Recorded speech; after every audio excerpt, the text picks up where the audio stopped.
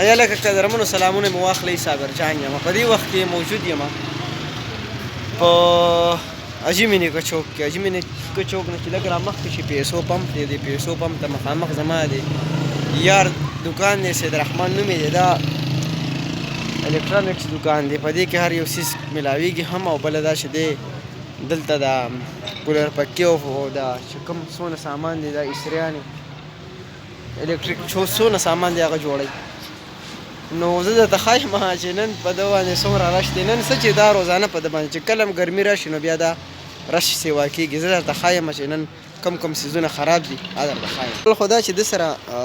نوي څیزونه هم ملاویږي که نه او دا د شمسې پکې وي دا وګوره دا شیشې یې راوړي ډبل ډور شیشې وي ورسره دا د ده دکان دی او بله دا چې دلته وګورئ که تاسو ته خیال وکړئ نو دا جامو مشین خراب دی او دلته چې کم دی نو دا کولر پکې خراب دي اکثر دا کولر پکې نن سبا ډېر زیات خلک اخلي خو د دې ډېر زیات چې کم دی نو ډېر کم عمر وي دا نوی کولر پکې دی که ته وګورې نوي شیپونو کې راغلی دي او دا هم خراب دی نو دغلته جامو مشینونه خراب دي دې خوا که مونږ راشو نو دې خوا دا کولر پکې چې دی دا زما کولر پکې دی نو دې کې لږ شانتې مسله راغلې ده او ما ورته مې بادشاه مې هر یو کار پرېږده او مې داره مې ټیک کړ دلته سید رحمان اوس لګیا دی سید رحمان چې کوم دی دا زما ډېر ښه یار دی اوس لګیا دی دی خپل کار هم کوي او زما کار اوس په ځای پرېښی دی اوس چې کوم دی نو دی بل ملګري نه پسې لګیا دی کار کې خو زه خیر نه زما کار خو دی په ځای پرېښی دی دلته ما اسري هم راوړی دی د اسري کې هم لږ شانتې فرق دی نو ما ته وایي چې دی کې دغه خراب دی اټومیټک خراب دی دی راته شاګرد وویل شاګرد وایي زه استاد شوم شاګرد دا یې لګیا دی او هغه هم لګیا دی کار کوي دا دې ته څه وایي کویل جوړي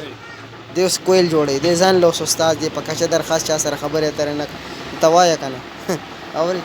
او ځان له چې کومه کرسۍ راوړې دا ټک ټاکرانه کرسۍ ده خیال دی دی چې کله ستړی شي دلته په ټک ټاک باندې بیا کښېني او لایو راشي خیر دوکان ډېر ښکلی دوکان دی او چلیږي هم او دا چې کار ډېر زیات په څه وایي ورته کار ډېر زیات مطمئن کار کوي نو که چېرې تاسو هم څه څیز خراب وي نو بلکل راتلی شي انقلاب روډ باندې پیسو پمپ اجمې نیکو چوک سره خوا کې هغې ته مخامخ د دوکان دی او موړ دا